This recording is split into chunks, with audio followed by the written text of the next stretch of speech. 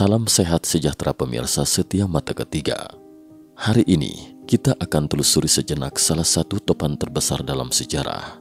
Dikatakan topan terbesar, sebenarnya juga tidak. Menurut penelitian, lautan di bumi diperkirakan berusia 3,5 miliar tahun. Secara teoritis, topan sudah ada sejak terbentuknya lautan. Tidak ada yang tahu seberapa besar topan yang pernah terjadi dalam 3,5 miliar tahun. Topan yang kita bicarakan sekarang adalah topan terbesar yang pernah tercatat dalam sejarah manusia. Ini adalah topan Tip atau di Filipina disebut topan Warling yang terjadi pada 4 Oktober 1979. Seberapa dahsyat topan ini? Sangat mengerikan jika digambarkan. Jangkauan diameter anginnya mencapai 2.220 km dengan kecepatan angin maksimum 305 km per jam. Seluruh langit dari Beijing di Guangzhou bahkan terjamah olehnya. Topan dahsyat seperti itu dapat digambarkan menutupi langit dan matahari. Seiring pemanasan global yang semakin parah, para ilmuwan memperkirakan bahwa topan yang lebih besar dari Tip atau Warling ini akan segera terjadi. Bagaimana terjadinya angin topan? Seberapa hebat daya penghancurnya? Mungkinkah manusia dapat melenyapkan topan dengan teknologi yang dimiliki? Terkait cerita topan ini, kita mulai dari awal. Topan super. Kita kilas balik sejenak ke masa lalu. Pada 8 Oktober 1970, sebuah topan dahsyat yang disebut siklon bola terbentuk di Teluk Benggala. Siklon adalah topan, hanya saja penyebutannya tidak sama. Badai ini disebut siklon di Samudra Hindia, topan di Pasifik Barat atau siklon tropis di Pasifik Timur dan Atlantik. Sebenarnya semua badai ini adalah topan. Kita kembali ke topik utama. 2 hari kemudian, kecepatan angin siklon bola mencapai maksimum. Kekuatan angin di pusat mencapai 240 km per jam. Siklon bola mendarat di Pakistan Timur pada 12 November 1970. Pakistan Timur adalah Bangladesnya sekarang. Pada tahun 1970 masih disebut Pakistan Timur. Salah satu bencana terbesar dalam sejarah manusia tiba-tiba terjadi begitu saja. Tidak mudah untuk membuat video di tahun 1970-an, sehingga tidak banyak gambar di daerah yang dilanda bencana. Apa yang kita saksikan di layar video sekarang hanya beberapa bagian bidikan yang ada, tapi masih bisa kita rasakan kengerian dari badai tersebut. Pemandangan yang tampak ini adalah orang-orang yang dievakuasi dari banjir pasca bencana. Sambil membawa bangku dan menggendong anak, mereka juga tidak tahu harus mengungsi kemana. Selain itu juga satu sepenggal pemandangan di mana ayah dan anak berkumpul kembali pasca bencana. Keduanya saling berpelukan dan menangis sedih karena hanya tersisa mereka yang selamat, sementara anggota keluarga mereka lainnya telah tiada. Bencana mematikan ini menyebabkan 300.000 hingga 500.000 orang tewas. Di Wikipedia dikatakan ada sekitar 500.000 orang yang tewas, sedangkan beberapa catatan lainnya mengatakan sekitar 300.000 orang. Terlepas apakah 300.000 atau 500.000 korban tewas, yang pasti ini adalah bencana topan dengan jumlah korban tewas terbesar dalam catatan manusia. Bencana tersebut juga memicu perubahan geopolitik karena kesalahan penanganan bantuan bencana oleh otoritas Pakistan, sehingga secara tidak langsung mengakibatkan pemisahan Bangladesh dari Pakistan menjadi sebuah negara. Dapat dikatakan, siklon bola adalah jerami terakhir yang menghancurkan kontradiksi internal di Pakistan. Lalu bagaimana terbentuknya topan? Menurut ilmuwan di masa lalu, bahwa topan disebabkan oleh pemanasan perairan tropis oleh matahari. Ketika suhu air laut melebihi 26,5 derajat Celcius, uap air yang menguap membentuk area bertekanan rendah. Udara di sekitarnya kemudian secara otomatis mengisinya kembali. Karena gaya rotasi bumi juga dikenal sebagai efek Coriolis, akan membentuk aliran udara yang berputar. Karena arah jarum jam yang berlawanan di belahan bumi utara dan searah jarum jam di belahan bumi selatan, terbentuklah angin topan. Tapi sekarang para ilmuwan menemukan sebab baru. Tidak perlu sampai terjadi penguapan air laut.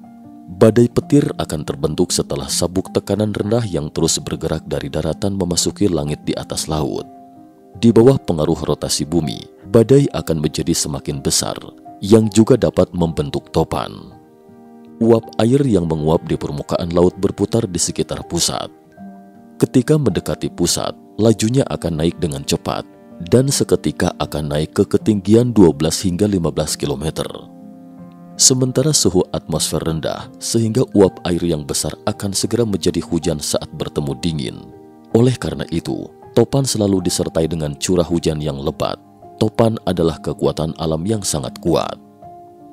Para ilmuwan dari National Center for Atmospheric Research di Amerika Serikat memperkirakan bahwa energi yang dilepaskan oleh siklon tropis per hari adalah 5 kali 10 pangkat 19 hingga 2 kali 10 pangkat 20 Joule, adalah 200 kalinya dari semua daya generator di bumi, atau dengan kata lain, daya yang dilepaskan topan setiap hari dapat memasok listrik untuk semua manusia selama 200 hari.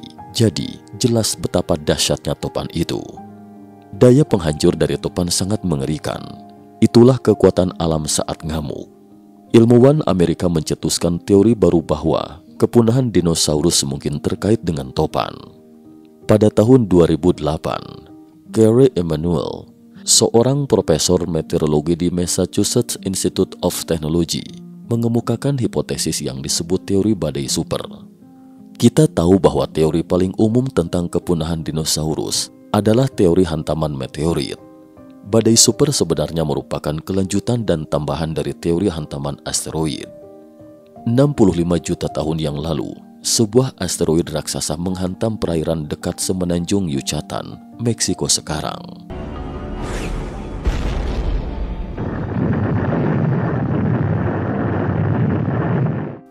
Hantamannya yang besar seketika menaikkan suhu air laut menjadi 48,8 derajat Celcius. Ini adalah sarang badai. Badai super ini mencapai kecepatan luar biasa 1.500 km per jam. Kecepatannya setidaknya 3 kali lebih besar dari topan tip seperti yang disebutkan di awal video. Tetapi meskipun terjadi badai besar seperti itu, juga tidak akan sampai memusnahkan dinosaurus, bukan? Emanuel mengatakan, badai super itu terbentuk satu persatu karena suhu air laut yang tidak bisa mendingin. Badai biasa tingginya hanya puluhan kilometer, tetapi badai super bisa mencapai ketinggian hingga 64 km. Ketinggian ini adalah potensi ancaman mematikannya yang sebenarnya. Sinar ultraviolet matahari dapat mengubah molekul air H2O menjadi OH dan HO2 yang dapat dinetralkan dengan O3 ozon. Karena lapisan ozon sangat tipis dengan ketebalan rata-rata hanya 3 mm, akan segera membentuk lubang di lapisan ozon di langit. Tanpa lapisan ozon, sinar ultraviolet matahari akan langsung menyinari bumi. Ini adalah sesuatu yang sangat mengerikan. Ada film Amerika berjudul Fins yang menceritakan tentang apa yang terjadi setelah tidak ada lapisan ozon di bumi, diperankan oleh Tom Hanks. Dia meletakkan kedelai langsung di bawah sinar matahari, memanggangnya dan seketika menjadi popcorn. Ini ibarat manusia yang disinari langsung di bawah sinar matahari seperti dipanggang dalam oven microwave. Bukankah itu sama saja dengan membinasakan manusia dalam hitungan menit?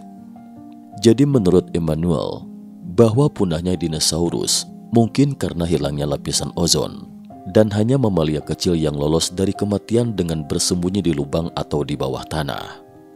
Berikut mari kita survei sejenak di sini.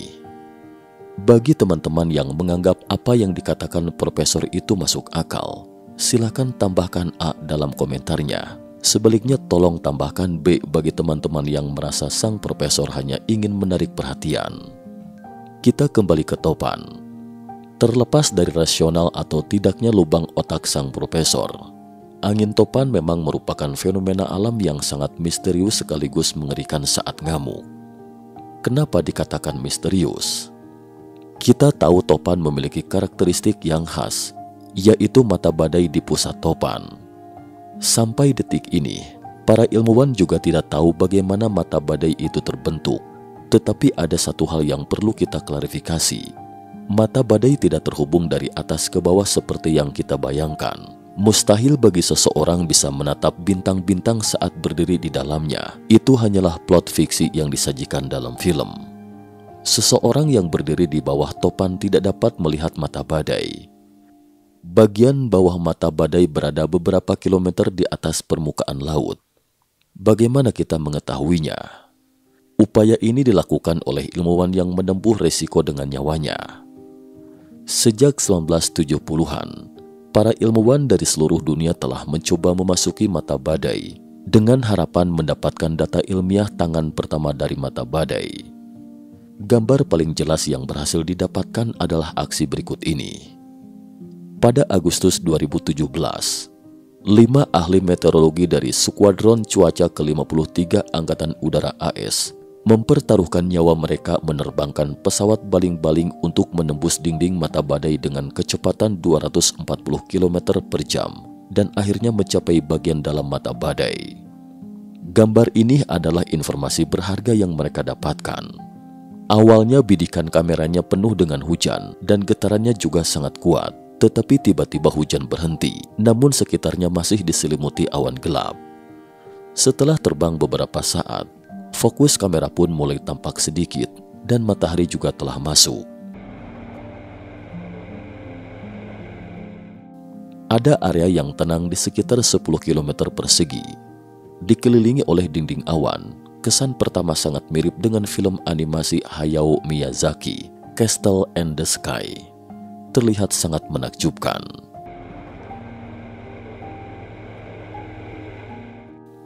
Ada hal menarik lainnya tentang angin topan, yaitu ada orang yang selalu menyebutkan penggunaan bom nuklir untuk menghantam topan. Pada awal tahun 1961, Francis Ricaldeville, saat itu direktur dari Badan Cuaca AS, mengatakan dalam pidato publiknya bahwa dia berencana meledakkan bom nuklir di tengah badai dan mungkin dapat melenyapkan topan. Belakangan menurut rumor, mantan Presiden AS Trump juga disebut-sebut pernah mengusulkan penggunaan bom nuklir untuk melenyapkan topan. Tapi kemudian, kantor pers Gedung Putih membantah rumor tersebut dengan mengatakan bahwa Presiden tidak pernah mengatakan hal itu. Para ahli secara kolektif menentang penggunaan bom nuklir dengan maksud melenyapkan topan. Menurut mereka, bom nuklir tidak dapat meledakkan badai. Sebaliknya, kontaminasi nuklir akan menyebar ke seluruh dunia seiring badai. Para ilmuwan percaya bahwa seiring pemanasan global, hilangnya gletser, lautan akan menjadi lebih panas, topan juga akan semakin kuat. Jika terjadi topan super, tidak hanya akan menyebabkan kerugian besar bagi penduduk di pesisir pantai, tetapi juga menghancurkan lapisan ozon. Bisa-bisa, bumi akan menjadi oven microwave yang akan menyebabkan bencana ekologi global. Lalu apa yang sebaiknya kita lakukan? Para ilmuwan juga sedang menguras otak menemukan cara untuk menghilangkan topan super. Salah satu metode yang paling menjanjikan saat ini adalah menggunakan menurunkan hujan dengan perak iodida. Karena struktur perak iodida mirip dengan es, sehingga air di awan akan selalu mencoba untuk bergabung dengan perak iodida, dan kristal es akan mengumpulkan air membentuk tetesan berat. Jika tetesan air besar tidak bisa bertahan di udara, mereka akan jatuh kembali ke laut dan topan akan hilang. Tentu saja, ini hanya asumsi para ilmuwan. Masih ada jalan panjang sebelum diterapkan aplikasi yang sebenarnya. Menghilangkan ancaman topan dari akarnya adalah menghentikan pemanasan global dan tidak membiarkan topan semakin besar. Tapi bagaimanapun, sebaiknya merealisasikan netralitas karbon sesegera mungkin. Jangan lagi terlalu banyak menyuntikkan karbon dioksida ke atmosfer. Ini adalah hal penting terkait kehidupan seluruh umat manusia untuk generasi mendatang. Cukup sekian dulu topik kita hari ini. Terima kasih atas perhatiannya.